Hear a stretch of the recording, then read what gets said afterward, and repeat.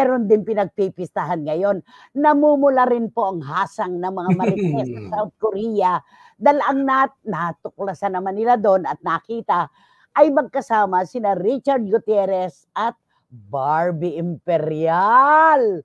Oh, anong sabi mo dyan? Nakakatuwa kasi alam mo ngayon, parang meron na mga laya ngayon ng mga nagmamahalan. Alam mo, chillax, di ba? Oo, Chillax. wala dapat ipagtanong. Total, single naman na lahat. Di ba sabi nga ni Oy, Sara? hindi pa po. Si Sara lang nga nagsabi nun. Pero Single hindi siya. pa rin sila single dahil hindi pa napapawalang visa ang kanilang kasal. Correct. Pero tama ito itong point ni itong point ni John. At sino ba naman kasi ang naunang nakipag-date kanino? O kung nakita man si Richard at saka si Barbie sa South Korea, ano ang masama doon? Masama bang magsama ang dalawang tao? Yung sa Amanpulo dati, hindi sila kumibo. Kahit dito, hindi sila kikibo. Okay lang yon, chillax lang. May mga Pinoy kasi na nagpa-picture. Excuse me po. Meron kasi mga Pinoy na nakakita sa kanila na syempre, mga artista, kilalang kilala. Sikat si Richard Gutierrez, di ba? Tapos, nako, meron namang mga bashers nagsabi, ay, nag-downgrade si Kuyang Richard. Diyos, Sabi, may mga ganun pa? alam niyo po, mga kapatid, huwag tayo nagsasabi ng terminong downgrade. Kapag puso po ang umiral, kapag puso po ang umandar at nagdesisyon, walang mataas, walang mababa. Walang magandang-maganda sa hindi masyadong maganda. Walang sikat sa hindi kasikatan. Kapag puso po ang nagdesisyon, pantay-pantay lamang po yan. Correct. Walang downgrading. Ano to? Telepono? Magda-downgrade? Kung Diba? saan mo nakita ang peace of mind at tunay na kaligayahan, bakit hindi? Bakit Anong kailangan mag-downgrade? Ba't alam ba natin ang mga pagkatao nila para sabihin natin na nung sila na ni Barbie nag-downgrade?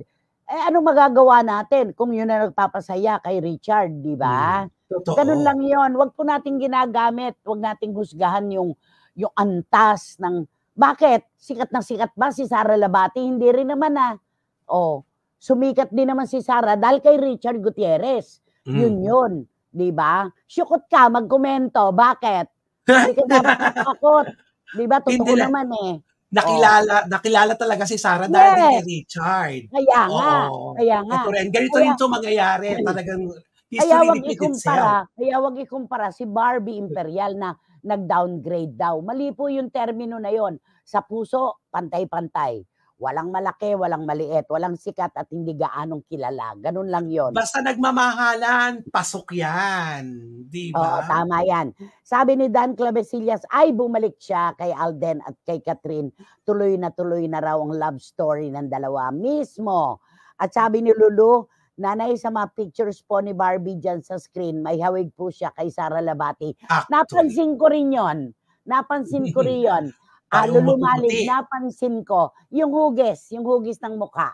Meron, may hawig. Oo, basta yung itsura, magkahawig. Oy, malay naman natin, baka yun ang nakita ni Richard, di ba? Ganun naman talaga, di ba?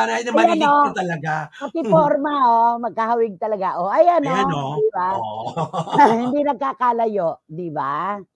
Ayan. At sabi ni Tita Nene Ulanday, kung saan maligaya si Richard, kung talagang nagmamahalan sila, tumigil nga kayo, mga basher. Sabi ni Tita Nene Ulanday. At sabi ni Shoni, masaya din po ang mga niece ko kinakat din. Sabi ni Shoni Sebastian, nahuli ka na, Shoni. Nay, may nag-viral na video ang Kat din. Ang cute nila, kumanta si Kat with action saying, kinurut-kurut ko na, kinurut-kurut mo pa. Sobrang nakakatuwa ang video. Tawa ko na tawa dito. Yung kinurut-kurut ko na, kinurut-kurut mo pa. Yung mga ganon. Ang ganda to, cute ito. Mga memes ngayon, ang dami-dami.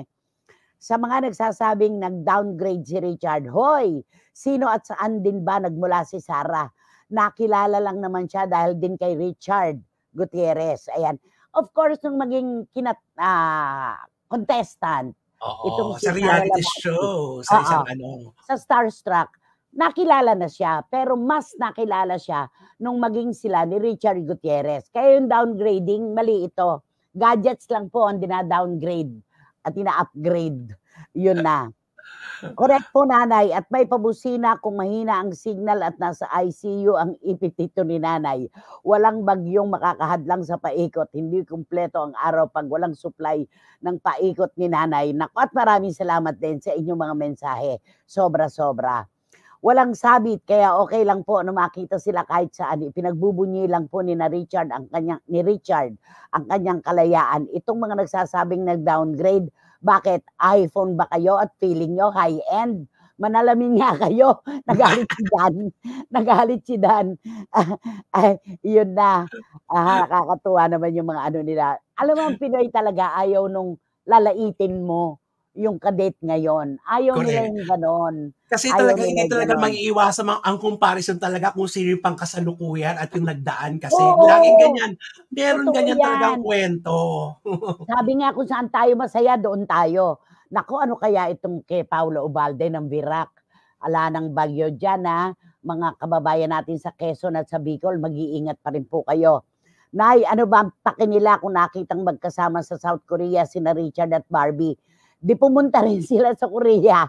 Maghanap rin sila ng makakasama nila para makunan din sila ng litrato at mag-feeling Richard at Barbie lang ang peg.